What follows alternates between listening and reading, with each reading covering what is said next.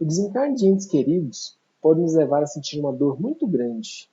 Às vezes, nós não aceitamos, ou mesmo começamos a nutrir sentimento de revolta, de raiva. Sentimos uma dor imensa. Mas eu tenho uma coisa importante para te dizer. A compreensão que a doutrina espírita nos proporciona pode ajudar a atenuar essa dor que sentimos. Falar sobre o fenômeno da morte faz-me lembrar das aulas que eu tinha de história, da quinta ou sexta série, em que a professora falava lá das civilizações antigas, e vez ou outra ela mencionava esse aspecto, a questão da morte.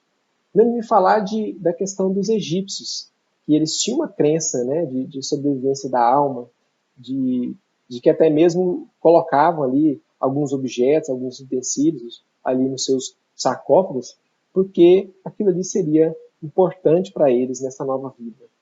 Lembro também do estudo sobre os gauleses, que eles eram bastante destemidos, né, e tinham uma convicção da sobrevivência da alma, a tal ponto de irem para as batalhas de peito aberto, né? Porque para eles era um júbilo se eles viessem a perecer numa batalha, né? Porque estava reservado para eles ali uma vida melhor. O que a gente tira de conclusão disso?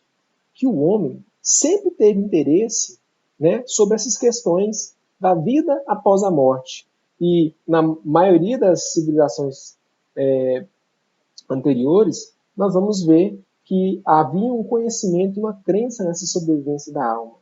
Avançando um pouco mais na história, nós percebemos, durante ali o período do cristianismo primitivo, a presença dos cristãos, dos mártires, indo ali jubilosos, cantando, felizes para os suplícios gerais. O que faz com que essas pessoas não temam a morte? Né? Muito tempo se passou, né? Fomos sendo doutrinados, né, sobre essa cultura do céu, do inferno, do temor, do pavor, e aqui estamos, até que chega um ponto, com o surgimento da doutrina espírita, né, pela codificação, pela publicação do Livro dos Espíritos em 1857, que nós tivemos a oportunidade de ter uma compreensão diferente, pois que a doutrina espírita veio, na verdade, matar a morte, mostrar que a morte nada mais é do que uma transição, produzindo em nós uma doce e suave consolação, mostrando que as nossas pessoas queridas, nossos amigos, na verdade não deixaram de existir, né? Mudaram apenas de plano. E aí, com isso, nós temos uma reflexão a fazer. Como a doutrina espírita pode nos auxiliar a superar a perda desses entes queridos? Primeiro aspecto, ela mostra que, na verdade, a morte não é o fim de tudo, né? E que aquela pessoa, ela apenas se ausentará fisicamente por um tempo. Além disso, ela nos mostra a possibilidade de nos colocar em comunicação com os mortos, com os desencarnados, pois que a única diferença entre eles e nós é a ausência, no caso deles, né, do corpo físico, do corpo material. Isso acaba acentuando em nós a fé, a esperança e a certeza de que nos encontraremos, pois que a morte não é o fim de tudo. Mas há sofrimento? Sim, há sofrimento. Mesmo para aqueles que acreditam na reencarnação e compreendem, nós não deixamos de sentir a saudade, né, as lembranças, mas os Espíritos nos trazem um consolo, nos mostram que todos os sofrimentos, misérias, decepções, dores físicas, perdas de seres amados, encontram consolação e a fé no futuro. O fato de observarmos e percebermos que vamos nos encontrar no futuro já não deixa de ser uma grande consolação. Tenha confiança na justiça de Deus, pois que Deus é justo, né? É soberanamente justo e bom, e não vem aqui para fazer nenhum de nós sofrer. Né? Nós somos o resultado das nossas próprias ações diante das leis de Deus. O fato é, a vida é uma incerteza. Não dá para assegurar que vamos viver X ou 5X anos. Né? Então, nós temos que, à medida que vamos desenvolvendo, adquirindo os tesouros morais.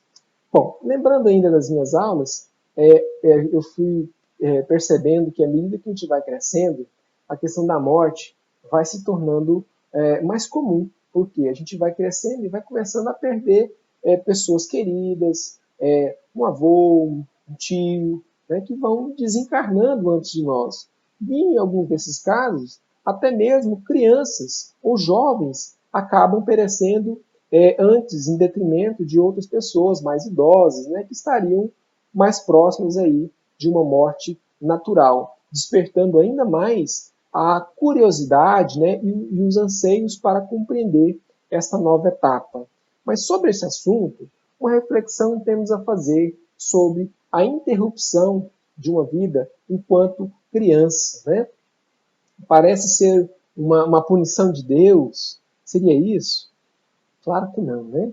Deus é bom, é justo, é perfeito, é um ser aí que só quer que os seus filhos se desenvolvam e aprendam por conta própria e tenham esse mérito, né, pelo esforço próprio. Mas, à medida que nós vamos cometendo equívocos, temos a necessidade de resgatá-los. E é o que acontece nesse caso aqui. O Evangelho segundo o Espiritismo mostra para nós que seria a morte de uma criança, seria, na verdade, o complemento de uma existência interrompida antes do tempo marcado, em circunstâncias anteriores. Mas, além disso, é também uma prova ou uma expiação para os pais. E é perceptível isso, porque nós que estamos à volta e que nos deparamos com essa situação, acabamos por sofrer e por refletir sobre essa situação. Isso me faz lembrar da história da Elizabeth, ou Bebete, né, como ela era conhecida. Para encurtar a história, quer dizer o seguinte, que a Bebete era uma criancinha de 5 anos, né, tinha ali seus irmãos, pai e mãe, só que o seu pai acabou se envolvendo com uma outra mulher, né, fora do casamento. A tal ponto de, algum tempo depois, ele sair de casa. E aí, com isso, ele acaba sofrendo, né, revendo, passado alguns meses, ele volta para casa, né, e como o amor cobre a multidão de pecados, ele acaba sendo perdoado naquele lar, né, com o tempo. Só que um dia, a funcionária daquele lar, ela vai à escola buscar a Bebete. E ao chegar, ela se depara com uma grande informação, uma notícia assim, que deixa todo mundo estarrecido. Uma pessoa se passa por um familiar e leva a Bebete. Ou seja, ela foi sequestrada. E as pessoas ficaram ali procurando, envolvendo, tentando anúncios em rádio, em TV, mas não tem jeito. Passado alguns dias, o corpinho da Bebete é encontrada e ela foi cruelmente assassinada. E aí nós refletimos, como superar essa dor? Como nós podemos superar, por exemplo, a partida de um filho, ou mesmo de uma criança como essa, de 5 anos, que foi cruelmente assassinada? Eu tenho uma coisa a te dizer, não há uma fórmula mágica. Não é uma receita de bolo que você vai seguir os passos e aí, ao final, tudo está certo. Cada pessoa tem uma postura diante da dor, uma condição. Mas uma coisa é certa, nós temos recursos inúmeros que nos auxiliam. E a doutrina espírita ela é rica em conteúdos que esclarecem e que consolam. A dor da partida, nós não podemos desconsiderar que ela é sentida também por quem vai, né? Então, a necessidade de compreender e de acalmarmos o nosso íntimo, a nossa alma, é refrigério também para aquela alma que acaba de partir. E aí, voltando à nossa história da Bebete, uma dor imensa se instaurou e acabaram investigando e descobrindo que foi a amante daquele pai, né?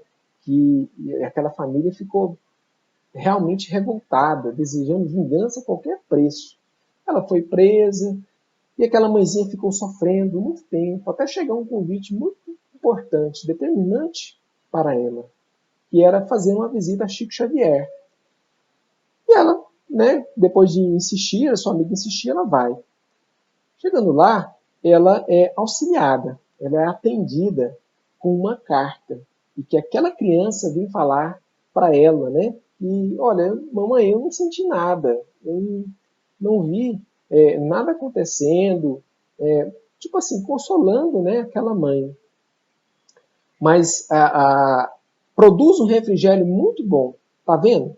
Como a doutrina espírita pode nos acalmar, pode nos dar um alívio, não foi a solução do problema ainda, né? Mas já foi um primeiro ponto muito importante que ela, ao ver essa carta, né, rica de detalhes que permitiam identificar que era verdadeiramente a Bebete, identificando os seus pais ali por nomes carinhosos, os seus irmãos, ela foi, em primeira instância, auxiliada, mas não definitivo, né? O que nós gostaríamos de dizer, meus amigos, é que, como eu disse anteriormente, não há uma receita de bolo, não há uma fórmula mágica, mas temos algumas dicas, né, que a doutrina espírita nos traz que pode nos auxiliar a superar essa dor. Primeiro ponto é, cresçamos em valores espirituais. A duração da nossa vida é incerta. E essa dica ela serve para quem está diante desse momento de luto, de dor, mas também por aquele que ainda não passou por essas circunstâncias. Às vezes nós dedicamos tanto tempo para compromissos profissionais, financeiros, ou mesmo de estarmos aí sob pressão social, uma vida de aparências, que nós esquecemos dos valores espirituais, né, da sintonia com o Pai, com a natureza, com o bem maior. Então, o convite nosso é para mentalizar, para trabalhar esses valores espirituais, na sua crença religiosa, buscar o esclarecimento, o auxílio, né, sobretudo pelo exemplo. E a dica número 2 é compreenda a vida no plano espiritual. Isso mesmo, estudar a doutrina espírita tem a faculdade de nos fortalecer o espírito e o coração, tornando-nos capazes, pela fé, pela certeza de imortalidade, de chorarmos. Isso sem dúvida. Né? A saudade, uma tristeza, né? A gente sente, mas não aquela tristeza, aquela amargura enfermiça, doentia, que vai nos levando, né, para um modo improdutivo, um modo de dor cada vez maior. Então, a doutrina espírita, ela elucida como se dá a origem da dor, a origem do sofrimento, né, entre outros aspectos. Dica número 3. Procure se acalmar e fazer uso da oração.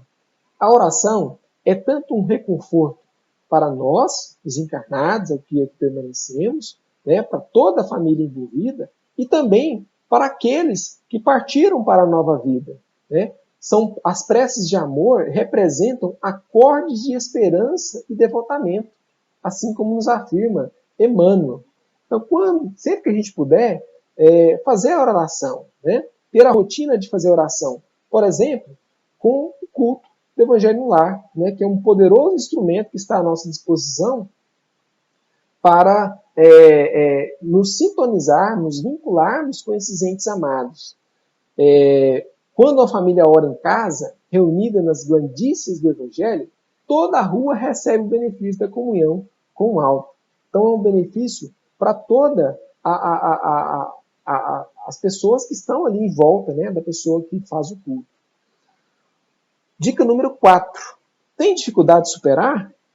Não hesite em procurar um tratamento.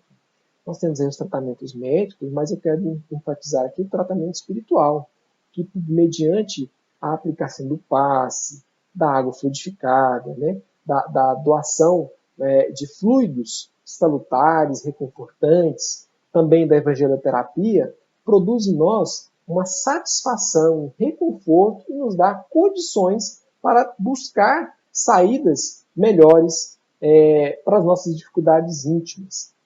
E por último, nós temos aqui a dica número 5, que é envolva-se em trabalhos de caridade.